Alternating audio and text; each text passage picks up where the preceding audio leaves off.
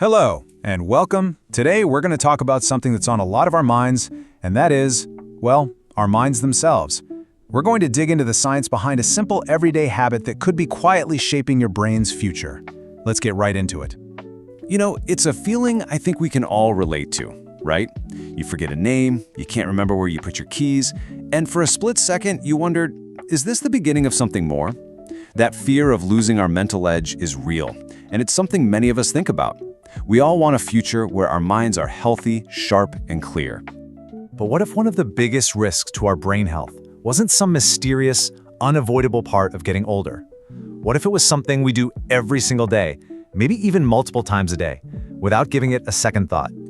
The research we're looking at today points to a really surprising culprit, the simple habit of constant eating. Grazing. It seems so harmless, but it might be putting your brain under a kind of silent, constant pressure. So to really understand this, we need to first zoom in and look at what's actually happening inside our bodies, right down at the cellular level when we never really give our system a break from food. This is where the story of this hidden danger truly begins. Just think about it for a second. Every single time you eat something, your body has to fire up this whole complex process to digest and use that food. It takes a ton of energy. So when we're snacking from the moment we wake up until late at night, our body is basically stuck in digestion mode. It never gets the chance to flip the switch to its other critical job, rest and repair. This creates this low-level but constant biological stress that really takes a toll, especially on the most energy-demanding organ we have, our brain. The huge part of this is something called oxidative stress. Now, the easiest way to think about this is like cellular rust. You see, turning food into energy naturally creates some unstable molecules. Normally, our body can handle this just fine, but when we're eating all the time, we're just flooding our system with them. And this overload starts to damage our cells, just like how oxygen and water make metal rust over time. And this rusting process is especially bad for our very delicate brain cells. Now, that cellular rust is directly connected to our next key player, a protein called amyloid beta. When everything is working as it should, our brain has this amazing cleanup crew that clears this protein away. But when things go wrong, it can start to clump together, forming these sticky, gunky plaques that get in between our brain's nerve cells. And as you can see, this buildup of plaque is one of the main physical signs we find in the brains of people with Alzheimer's. So here's how it all links together. The constant eating creates that chronic oxidative stress, the cellular rust. This rusty environment doesn't just damage brain cells directly, it also seems to mess with the brain's ability to clean out that amyloid beta protein. This creates a kind of downward spiral, leading to a faster buildup of these harmful plaques. A chain reaction that can start with something as simple as a handful of crackers. But you know what? That cellular rust isn't the only problem we need to talk about. Constant eating creates another huge issue, one that you've probably actually felt yourself. I'm talking about the blood sugar roller coaster. And this has a very powerful, very immediate impact on how your brain functions. This cycle is one we've all been on. You grab a snack, maybe it's something sugary or full of refined carbs. Your blood sugar shoots way up. In response, your body releases a huge wave of insulin to handle that sugar rush. But sometimes it does its job a little too well, and your blood sugar comes crashing down. And when that happens, your brain, which needs a steady supply of energy, kind of panics. It sends out these incredibly powerful craving signals for more sugar. And boom, the whole damaging cycle just starts all over again. Now, this roller coaster isn't just about feeling tired or moody. It's actively hurting your brain in three major ways. First, those sugar crashes create a real energy crisis for your brain cells, basically starving them of the fuel they need to work right.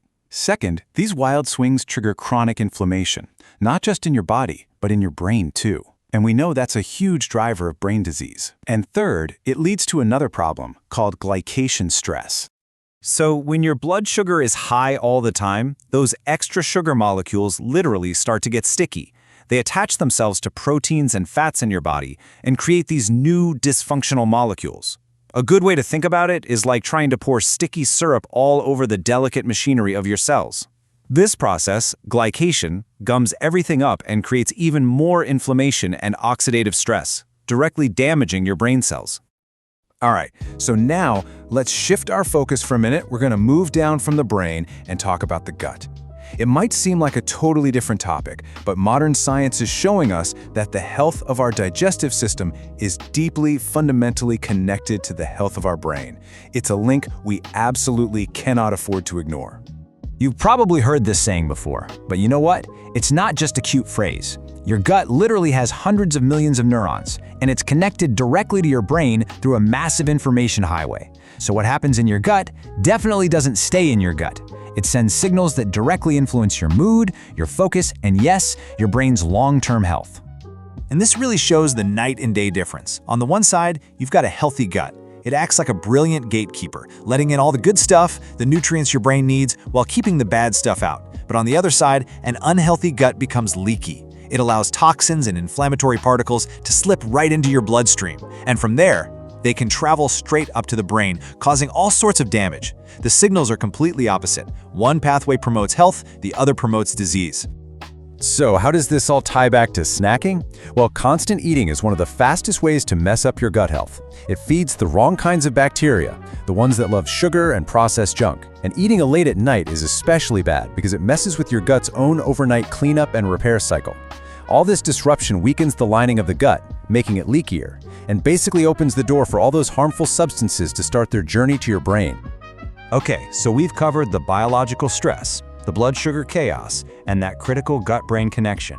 Now, let's bring in one more piece of the puzzle, a psychological piece that ties it all together, the powerful and destructive cycle of stress eating. I think a lot of us know this loop firsthand, right? Life gets stressful and our brain screams out for a quick reward, a little hit of comfort. And usually, that comfort comes in the form of sugary, processed food. But that little moment of relief has a big price. Like we just talked about, that food throws your blood sugar in your gut into chaos. This puts a real physical strain on your brain, which in turn makes you feel more tired, more irritable, and less able to handle the stress that started it all. So what do? You reach for more of that comfort food and you fall deeper into the trap. And this is the part that is so important to understand. This isn't just a bad habit that might affect your weight.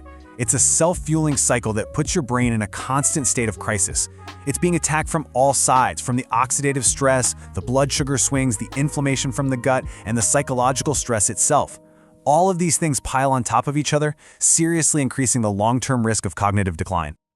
Okay, I know that was a lot, and it sounds pretty grim, but this is not about leaving you with a sense of fear. It's about giving you a sense of empowerment. Because the best part of this whole story is that since this is all tied to our habits, we have the power to change it. So let's talk about a clear, simple plan to start protecting your brain. Here they are, 5 powerful habits, all based on the science we've just discussed. Number 1, eat your meals in a specific window of time. This gives your brain that much-needed rest. 2, eat foods that stabilize your blood sugar to get off that dangerous roller coaster. 3, actively nourish your gut with things like fiber to build a strong gut-brain barrier. 4, make a simple rule to stop eating a few hours before bed. And finally, find a healthy way to manage your stress so you can break that vicious eating loop. Now, I really want to be clear on this point. This is not about harsh diets or depriving yourself of things you enjoy. It's about shifting your mindset.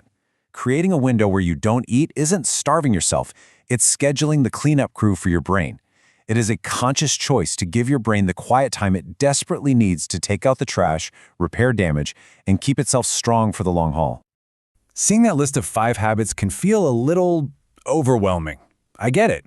So let's forget the number 5 for a second and focus on the most important number on this slide. 1. Just 1. You do not have to do everything at once. The research is clear that making just one of these changes can start to lighten the load on your brain. Maybe you just start with one simple thing, like not eating after dinner. That one small change can have an incredible ripple effect. When you really boil it all down, the message here is an incredibly hopeful one. Yes, things like genetics play a role, of course, but so much of the power to shape your brain's future is truly within your control. It's in the daily choices you make about what you eat and when you eat. The power is right there, on your plate. So as we finish up, I want to leave you with this simple question. Don't think about a massive life overhaul. Just think about one small, doable change. What is one thing from our conversation today that you can start doing right now to give your brain the rest and the protection it so richly deserves? Thanks for taking the time to explore this with me today.